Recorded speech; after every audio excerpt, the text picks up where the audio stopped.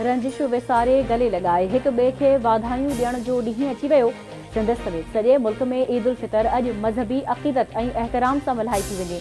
कराची, हैदराबाद, नवाबशाह, लाड़काणो, सखर, खैरपुर, जैकबाबाद, कंबर, शहदादकोट, मीरपुर ख़ास, ठट्टो, बदीन, मिठी, उमरकोट ऐं नंढनि तोड़े वॾनि शहरनि में ईद नमाज़ जा इज्तिमा मुल्क जी सलामती, तरक्की ऐं ख़ुशहाली लाइ ख़ासि दुआऊं। आवाज़ टीवी तरफ़ां सभिनी ॾिसंदड़नि खे ईद मुबारक।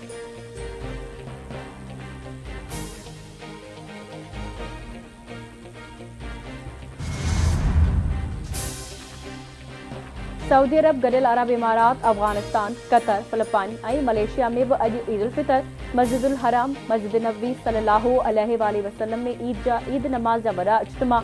अमरीका, कैनेडा, बर्तानिया ऐं ऑस्ट्रेलिया समेत यूरोप में भी ईद मल्हाई थी वञे। भारत ऐं बांग्लादेश में ईद उल फितर सुभाणे मल्हाई वेंदी।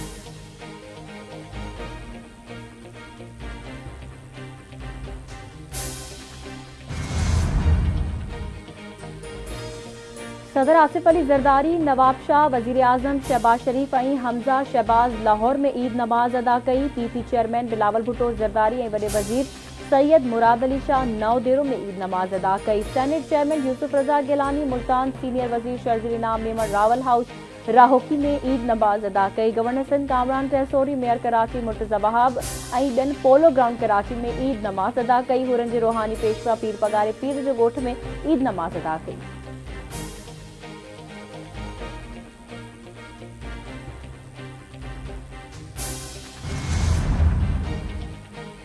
सदर आसिफ अली जरदारी ऐं वज़ीर आज़म शहबाज शरीफ पारां मुसलमाननि खे ईद जूं वाधायूं।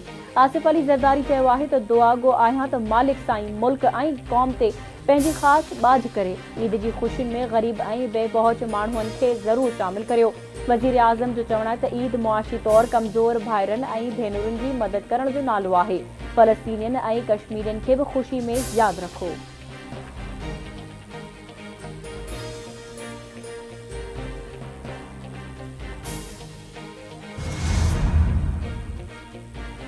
पीपुल्स पार्टी जे चेयरमैन बिलावल भुट्टो जरदारी पारां अवाम खे ईद उल फितर जूं वाधायूं। दहशतगर्दी ख़िलाफ़ जंग में शहीद थियल पाक फ़ौज जे जवाननि खे भेटा पेश। बिलावल भुट्टो जरदारी चयो आहे त ईद उल फितर अमन, भाईचारे ऐं रवादारी जी अलामत आहे। नफ़रत, तासुब ऐं दहशतगर्दी इस्लामी तालीम जी उपतड़ आहे। वॾे वज़ीर सैयद मुराद अली शाह ईद जूं वाधायूं ॾींदे चयो आहे त अल्लाह ताला खां मुल्क जी सलामती ऐं ख़ुशहाली लाइ दुआ करणु घुरिजे।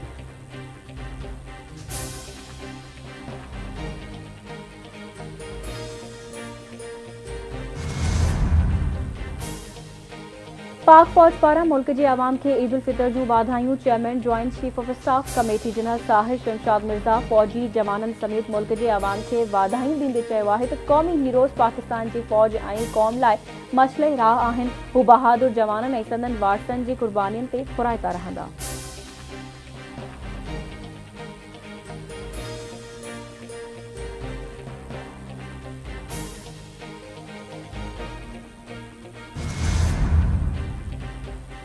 सीनियर वज़ीर शर्जील इनाम मेमण पारां मुनशियात फरोशन ख़िलाफ़ क्रैकडाउन जारी रखण जो ऐलान। मुनशियात फरोशन ख़िलाफ़ सख़्त क्रैकडाउन थींदो। सिंध में स्ट्रीट क्राइम ते ज़ाब्तो आंदो पियो वञे। सीनियर सूबाई वज़ीर शर्जील इनाम मेमण जी टंडोजाम में मीडिया सां ॻाल्हि ॿोल चयाईं बिलावल भुट्टो जरदारी जो नारो आहे सभिनी खे गॾिजी पाकिस्तान खे मज़बूत करणो आहे। ईद खां पोइ ट्रांसपोर्ट सेक्टर में कमु शुरू थियण वारो आहे। माण्हुनि खे नज़र अचे त सभिनी सेक्टरनि में कमु थी रहियो आहे। सिंध में वॾी मिक़दार में कणक जी पैदावार थी आहे। सीपैक ज़रिए अवाम खे रोज़गार जा मौक़ा फ़राहम करे विया आहिनि। पीटीआई बानी मुल्क में नासूर खां घटि नाहे। हू चोर दरवाज़े खां इक़्तिदार में आयो हो।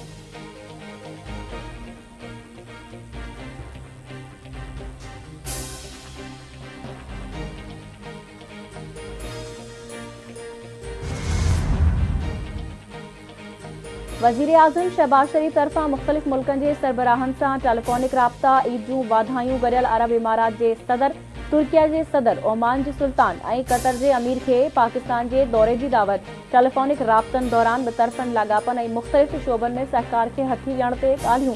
शहबाज शरीफ चयो आहे त लाॻापनि खे इक़्तिसादी हिसेदारी में तब्दील करणु पहिरीं तरजीह आहे।